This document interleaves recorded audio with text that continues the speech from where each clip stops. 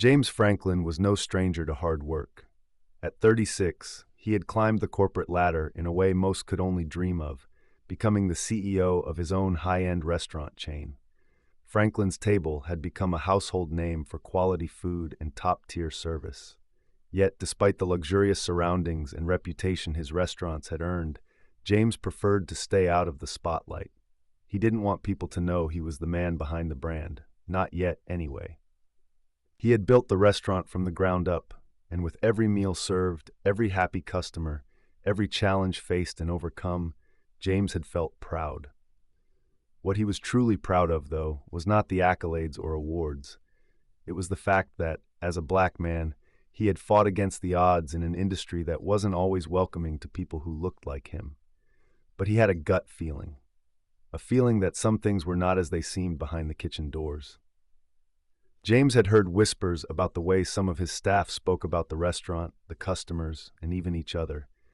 Though everything appeared smooth on the surface, there were things he knew weren't right. Today, James had decided to do something different, something drastic. He was going to visit one of his own restaurants, Franklin's Table in downtown, but not as the CEO. No, today, he would visit in disguise.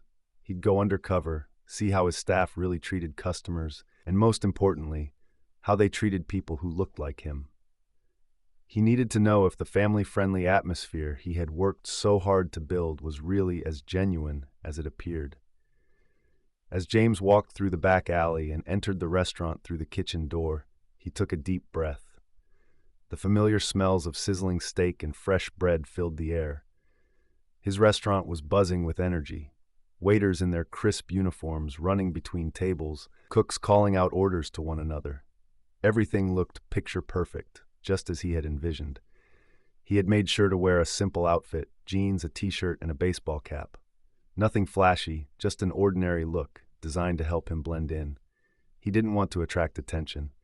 His only goal was to observe, to learn, and to uncover what was really going on under the polished surface of his successful business. Walking to the host's stand, James noticed a young man, no older than 22, greeting customers with a forced smile. The host, whose name tag read Daniel, barely looked up when James approached. James cleared his throat. "Table for one," he said, keeping his voice casual. "Yeah, sure," Daniel replied, his tone uninterested. "Follow me." They walked to a table near the window, and James sat down, his heart racing slightly. He could already feel the tension in the air, the sense that something was off. It wasn't the usual warmth he'd expect from his staff. Daniel handed him a menu and walked off without another word. As James scanned the menu, he couldn't help but overhear the conversation of a couple at the nearby table. The two men, both dressed in expensive suits, were talking in hushed tones, but their words carried through the quiet restaurant. "Man, I love coming here. The food's good, but I swear I come back just to watch the staff. They treat the white customers so much better," one of the men chuckled. "It's like they don't even notice the black ones. You know what I mean?" The other man nodded. "Yeah, it's crazy. I came in last week and got treated like I was invisible. The waiter didn't even smile at me. But when some white dude walks in, they're all smiles, asking how they're doing, making sure they have everything they need." James felt his blood boil, but he kept calm. He didn't want to react, not yet. He had to know more. A few minutes later, the waiter assigned to James's table approached. His name tag read Mark, a young man with short, dark hair and a tight-lipped smile. "Can I get you something to drink?"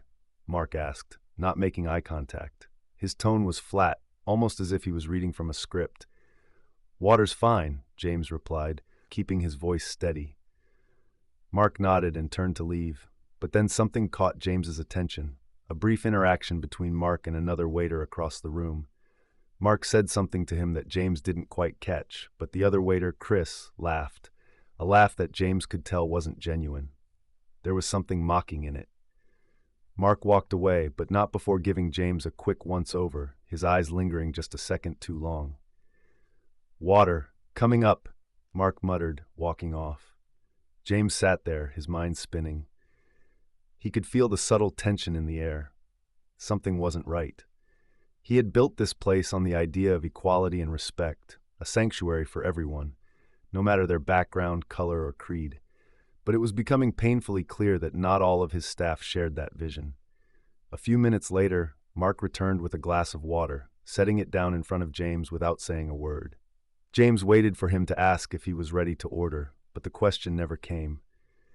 Mark simply turned and walked away, heading to the kitchen. James stayed in the restaurant for another hour, watching and listening carefully.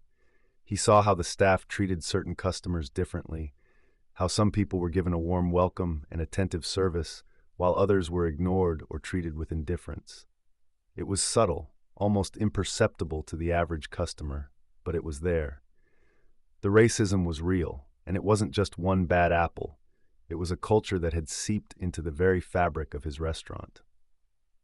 As the night wore on, James couldn't ignore the sting of disappointment in his chest. He had built this restaurant to be a place of excellence, a place where everyone was treated with respect, no matter who they were. But this wasn't the experience being offered to all of his customers. And the worst part was, the people who were supposed to uphold his vision, the staff, were the ones making it fall apart. He needed to act.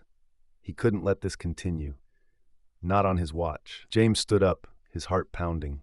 He walked to the kitchen, where the head chef, Alex, was busy plating dishes. "Hey, Alex," James said, his voice calm but firm. Alex looked up, startled. "Can I help you, sir?" James smiled, though there was little warmth in it. "I need you to gather the staff. I'm here to have a conversation."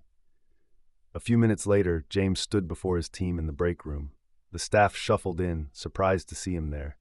Their faces flickered with confusion, and some seemed nervous. It was time to reveal himself. James took a deep breath and lifted his cap, revealing his face to the staff.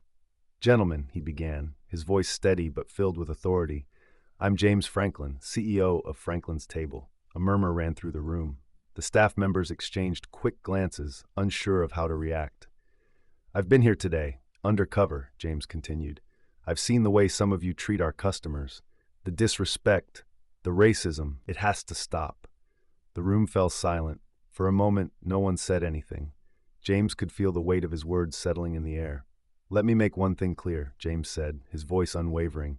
"This restaurant is built on the foundation of respect. Respect for our customers. Respect for each other.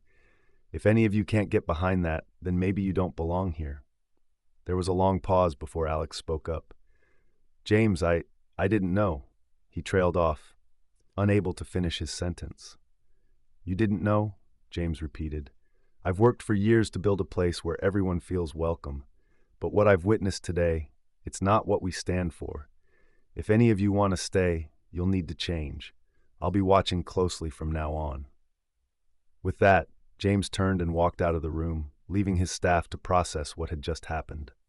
As he walked out into the night air, James felt a strange mix of relief and frustration. The truth was now out in the open. His restaurant, his dream, had been tainted, but it wasn't too late to fix it. There would be changes, and there would be consequences. But James knew that this was the moment to reshape Franklin's Table into the kind of place it was always meant to be, and he would make sure of it, no matter what. That's the story, friends. I hope you enjoyed it. It was a pleasure sharing it with you all. Don't forget to comment below and let me know where you're watching from. It's always fun to see the global reach of these stories. And if you haven't already, please hit that subscribe button for more amazing stories, tips, and tricks. Thank you for watching, and I'll see you in the next one. Bye. If you'd like to show some extra love, tap the 3 dots near the share button and send a super thanks.